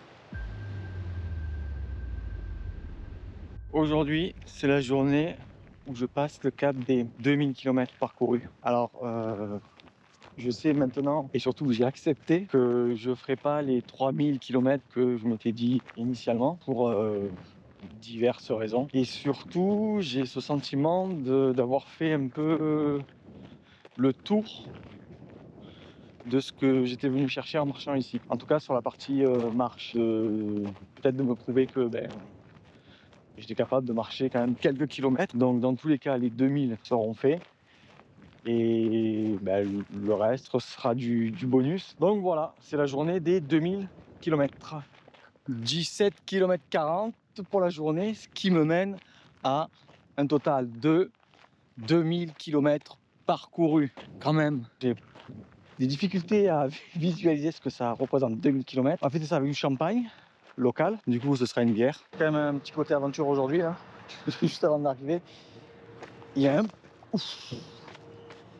un pont, mais qui est très très étroit. Donc je vais éviter de me faire couper en deux. Du coup, je passais en dessous. Allez go, maintenant en direction la Roadhouse et terminado pour la journée. Je quitte le comté d'Espérance pour arriver à celui de Ravenstrop. Alors Espérance, c'est une ville qui a été découverte par un Français et c'est pour ça que ça s'appelle Espérance. Et ils ont voulu garder Espérance parce que la traduction Espérance, hop, ça collait pas. Il y a John là, qui arrive là. Jeannot. Paye pas l'essence, hein. Qu'est-ce qu'il fait avec son téléphone? C'est bon, t'as déjà acheté le pins et le truc de touriste? Oh, tu sais qui j'ai rencontré là? Non. Des Marseillais. Tu te rends compte? Une Marseillaise, elle est venue à Marbalichet. On est partout. Non, c'est vrai, c'est pas des conneries. Ouais. Une Marseillaise. Ouais. J'ai dit d'où vous êtes, elle m'a dit d'Aubagne. En fait, d'abord, elle m'a dit de Marseille. Après, elle m'a dit d'Aubagne. Et donc, il y avait ces deux gadgets là. Ouais. Alors, je suis allé à la casquette de Marseille, j'ai fait, oh, sur le pastis. Et alors? Alors, ils sont partis, ils ont eu. Allez, on vient de trouver un endroit pour s'installer. On est en train de préparer pour faire un petit feu ce soir. En attendant, je prépare mon sac pour demain. Je pense que je vais embarquer aussi, je viens d'y penser, au cas où il pleut. Alors moi, je suis KO. J'ai un coup de barre sur la route entre le point où je me suis arrêté et ici, qui est un endroit magique. Je luttais pour pas m'endormir. Mais bon, ça valait la peine parce que cet endroit, top.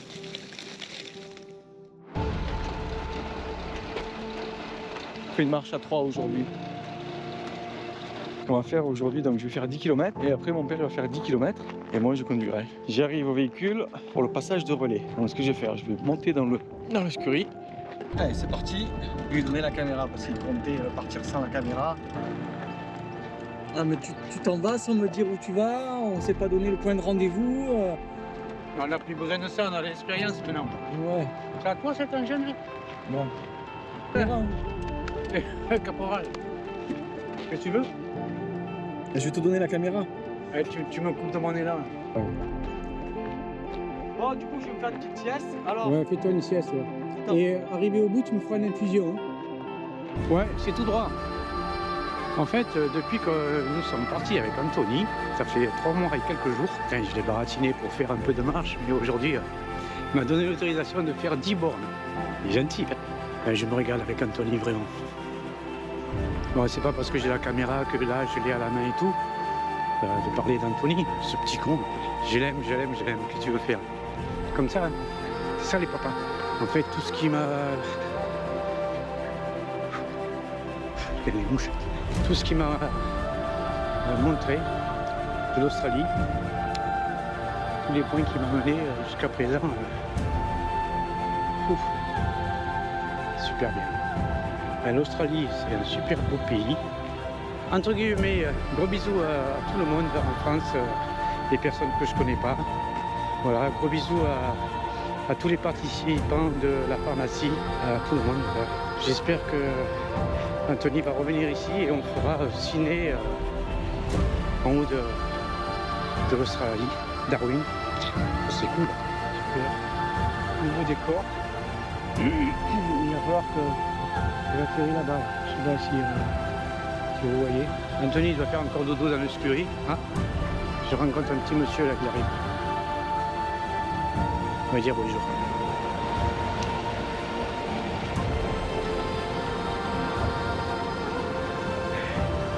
Ils sont gentils les gens ici. Tout le monde se dit bonjour. C'est pas la ville. C'est là aussi qu'il faut vivre. Dans les endroits où les gens ils sont cool, où c'est pas la prise de tête. Il y a tout qui roule. Il arrive le grand sportif là. Tu veux pas enlever ton pull? Là, il a transpiré et maintenant il enlève le pull. Comme ça il va attraper froid. Bravo. Alors, ça c'est la bière des 2000 ouais. Et celle-là c'est la bière des 14. 15. Vas-y, tu peux dire 15 quand même. 15, ok. 14 et demi, c'est 15. 14 et demi. 6h30. Voilà à quoi ressemblent mes réveils.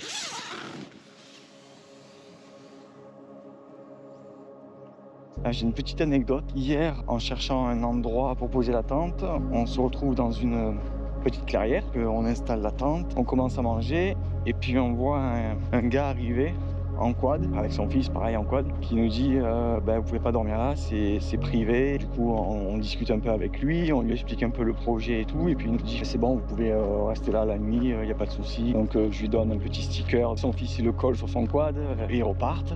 Une demi-heure après, on voit arriver tout seul, à pied, avec 2 bières à la main. Il me dit tenez les gars, c'est pour vous, profiter de la soirée, passez une bonne nuit. Et demain matin, si vous voulez venir prendre le petit déjeuner et prendre une douche, il n'y a pas de souci. Ça nous a surpris même. Au début, le mec il nous disait non, vous pouvez pas rester. Et puis après, il nous invite à prendre le petit déjeuner. Donc comme quoi, en discutant et en étant tout simplement honnête et transparent sur ce qu'on fait, ça peut mener à de belles choses.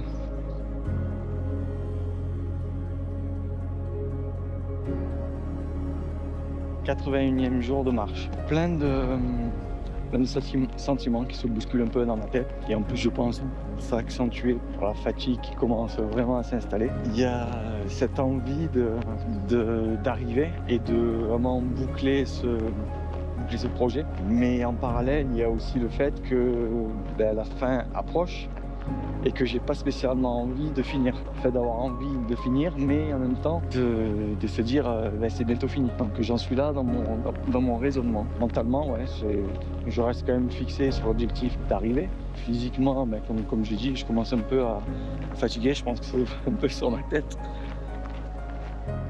On est le 27, il est quasiment 9h. On a dormi ici, au Wave Rock Caravan Park. Donc hier, ça a été carton plein puisque on nous a offert l'emplacement pour soutenir le projet. Et on est parti au resto manger. Bon, ils fermaient les cuisines, mais ils nous ont donné deux plats. Et là, on va pas tarder à aller voir le Wave Rock. Formation géologique qui fait comme ça.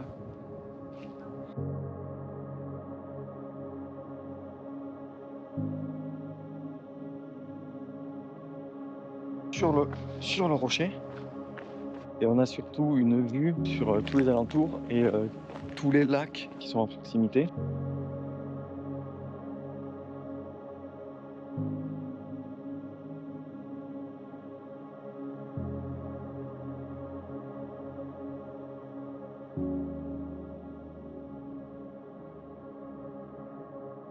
Tradition, tradition. Je prends une pierre. Ouais, je vais le mettre là-haut. Good. Regarde-moi cette pierre. Elle est creuse à l'intérieur. C'est reparti pour une journée. Donc aujourd'hui, grosse journée, parce que je vais faire un marathon. Et du coup, ça nous mène à une petite dizaine de jours de l'arrivée. En direct de mon déguisement, j'en suis à 35 km. Une chaleur, ça fait 7 heures que je marche et ça fait 8 heures que j'ai des mouches qui me cassent les bonbons. C'est un vrai calvaire. Ça tape sur le système. C'est à cette heure-ci qu'on arrive. Sérieux. Attention, le Je camion. viens à côté de toi, il y a des mouches et moi tout seul, il n'y a pas de mouches. C'est ça. Peut-être que de l'autre côté de la rue, il n'y a pas de mouches. De l'autre côté, il n'y a pas de mouches. Ou alors c'est toi qui attire les mouches. Il a le dos rempli, il te dit qu'il n'y a pas de mouche. C'est parce que je suis à côté de toi. Ouais, Alors j'ai fait Google, les mouches, ils ont dit parce que tu as des mauvaises odeurs. Alors tu dois sentir le canard. ah, moi j'ai pas la douche hier soir. Tu as trouvé les cadeaux? Moi j'ai trouvé 2 cadeaux pour toi. Non, j'ai rien trouvé, c'était la prise. Regarde. Si, j'ai trouvé. Ah, ça c'est bien. Oui. Ok. Et j'ai trouvé un autre cadeau, j'ai laissé la patte par terre. Ok. Ah, sérieux, Anthony, je suis à côté de toi, il y a des mouches. Incroyable. Allez, limite, on a juste ça commence. C'est pas que ça commence, c'est sérieux. Bon, alors j'ai trouvé la douche, les toilettes, de quoi dormir, l'ovale. Ouais, bon, comme je t'ai appris. J'ai foutu l'essence, Ouais. je me suis mangé une saucisse pimentée, je te raconte pas. Le mec dans le magasin, ça faisait peut-être 3 mois qu'il avait dedans. Donc moi je mange pas. Voilà. Je mange 3 Oreos par jour. Normal que je maigris. Miskin, le porc. 3 Oreos par jour. T'en as un, tiens? Non, je n'ai pas dit. T'as tout mangé? Non, je garde pour demain.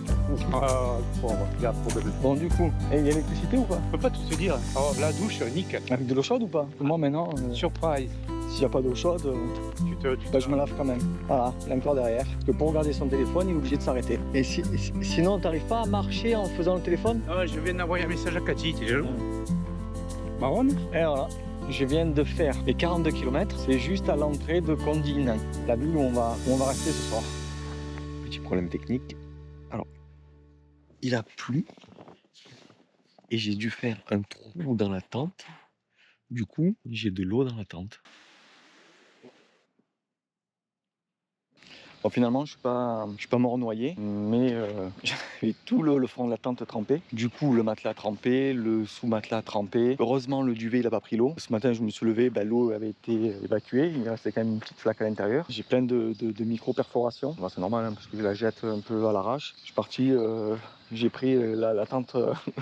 La première de Décathlon, je me dis ça fera l'affaire. En même temps, ça a fait l'affaire. Hein. Ça fait 85 jours que je dors dedans et il n'y a pas de souci, à part cette nuit, qui est au final même pas un souci. Et on est parti pour une petite journée de 25 km, je pense, jusqu'à la prochaine ville. Comment ça s'appelle cette ville? Beverly. Charmant. Voilà pour le programme de la journée. Je suis à moins de 100 km de Perth. Ça fait quand même quelque chose de réaliser. De regarder sur une carte la distance parcourue, c'est quand même fou. Mais j'ai pas l'impression que ce soit quelque chose vraiment d'extraordinaire ou de ce qu'on veut. Mais pour moi, c'est juste quelques jours de marche. Peut-être qu'avec le recul, je réaliserai vraiment, comme ça a été le cas avec le Népal, ou peut-être 1 an et demi ou 2 ans après, je me rappelle plus. Je me suis dit, ah ouais, quand même, t'es monté à plus de 5400 mètres. Donc voilà, je sais pas. En tout cas, moins de 100 km de Perth, je commence à le sentir. Je sens que vraiment je fatigue. C'est paradoxal parce que j'ai envie de partir et d'y arriver, mais j'ai mon corps qui me dit ouais, il reste encore un peu, donc fais attention quand même, ne t'excite pas trop. Mentalement, il y a plein de choses qui se bousculent. Ça montre petit à petit le fait de clôturer ce projet, quoi. Me dire ouais, c'est bon, je suis arrivé à Perth. J'ai fait Sydney-Perth à pied. Donc c'est vrai que émotionnellement, je pense que ça va être crescendo.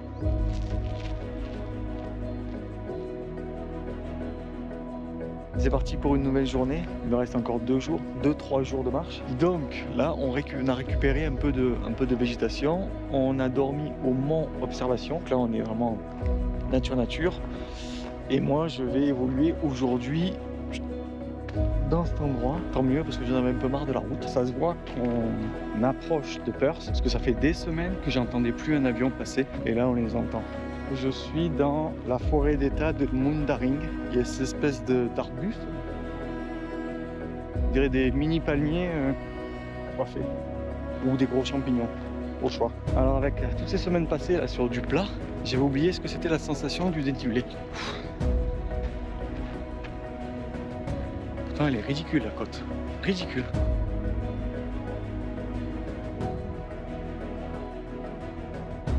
Alors, on est dimanche, il est 10h. Je pars pour mon avant-dernière journée de marche, mais la dernière dans un cadre comme ça, puisque ce soir on sera dans Perth. Sensation un peu bizarre, de l'excitation d'arriver, mais de la nostalgie de ne pas continuer. C'est un peu mon côté bipolaire. Alors c'est peut-être une des dernières fois, en tout cas, de ce projet que je prends la route. Je sais où je vais, mais je connais pas le chemin. Là, je me suis aventuré dans cette forêt. Il faut juste, je pense, se faire un peu confiance. Et c'est pas parce qu'il n'y a pas de chemin qu'il faut pas y aller. Au contraire, c'est là où il faut y aller justement parce que ça permet de découvrir des choses que personne n'a découvert, peut-être. Et surtout, ça permet un gain de confiance, de se dire, je sais pas où je vais, je sais où je veux aller. Et quand tu arrives à ton point final, c'est là où c'est super gratifiant parce que tu as eu le courage déjà d'y aller et tu t'en es sorti. Et au final, c'est souvent comme ça. On a souvent des appréhensions de se dire non, je ne peux pas le faire. C'est ce qu'on appelle en neurosciences l'incapacité apprise. C'est juste le cerveau qui se dit oula, n'essaye même pas, c'est trop compliqué. Tu vas te faire mal. Moi aussi qui conclue un magnifique discours. Qu'est-ce que je disais ? Incroyable, non? Et là, je vais récupérer l'héritage trail. Les mains. Plus de batterie. Ah non, moi je suis plein de batterie là. Je suis un fire. Ouais. T'as vu les endroits où je t'emmène? Ouais, t'as vu, tu vas voir un peu. T'as vu ça? Ouais. Ça, c'est un bon business. Ouais. J'ai pas mon téléphone qui a sonné. Bon, alors que ça fait de faire les derniers kilomètres dans la nature. J'aimerais en faire encore plein, tu vois, que ça s'arrête pas. Histoire de pas rentrer à Sydney. Il dit ça parce qu'il a pas marché. Ouais, je dis ça parce que j'ai pas envie de rentrer à Sydney. On peut continuer. Alors après Perth, par contre, il faut nager. Ça y est, on est à Perth. Donc, terminé pour la partie nature. Et je suis bicolore. Du coup, on a pris un Airbnb dans Perth pour faire demain ma dernière journée. Il est 10h35. Je pars pour 5 km, mes 5 derniers kilomètres, jusqu'à King Street. Allez, c'est parti. Ça se voit qu'on est arrivé en ville. Pourquoi je dis ça? Le McDo. Alors je passe au muséum du Western Australia. Je trouve qu'il est stylé parce qu'il y a un mélange entre ancien bâtiment et nouveau. Ça y est, j'arrive à la fin de cette aventure. Il me reste 500 mètres à faire avant de boire le petit champagne. Plein de choses là, qui se bousculent. Mais si je devais en retenir qu'une, c'est, alors sans faire le démago, c'est si on a un projet, pas se poser 36 000 questions, il faut y aller. Et puis les questions, elles viennent, les réponses, elles viennent sur le chemin. Pareil, c'est pas parce qu'il y a une porte qui est fermée que c'est pas possible de la franchir. Il y a des tas de façons d'ouvrir cette porte. Alors, ça peut être de la façon un peu violente ou de la façon un peu intelligente, mais dans tous les cas, c'est pas figé. Donc voilà ce que j'avais à dire. J'en reviens pas que j'ai fait plus de 2000 km. Moi, dans ma tête, je suis juste parti marcher. Pour l'instant, je réalise pas trop. Je pense qu'il va falloir quelques semaines, quelques mois peut-être. J'ai tellement de choses à dire que je sais plus quoi dire en fait. C'est ça que je voulais dire. C'est que, alors ça n'a pas été facile tous les jours, c'est terrible. Mais l'important, c'est de rester focus sur l'objectif. Alors pour moi, il y en avait plusieurs. Et il y en avait peut-être certains que je m'étais imposé, mais même s'il y a eu des remises en question, des changements de plan, des changements d'itinéraire, moi dans ma tête l'objectif c'était de rallier Sydney à Perth en passant par Canberra, Melbourne et Adélaïde, et l'objectif des kilomètres ça a été secondaire. Voilà. Mais j'ai tout le temps eu en tête cet objectif d'arriver à Perth, et là c'est fait.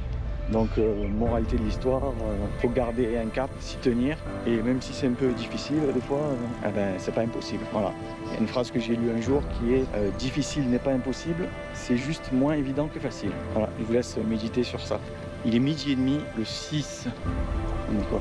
On est le 6 mai, lundi 6 mai. J'arrive à la Dienna Tower, qui est l'arrivée de ce périple. Il y a la radio et tout pour mon arrivée. Fini. Well done, man. On l'a fait. Émotion, hein. Oh.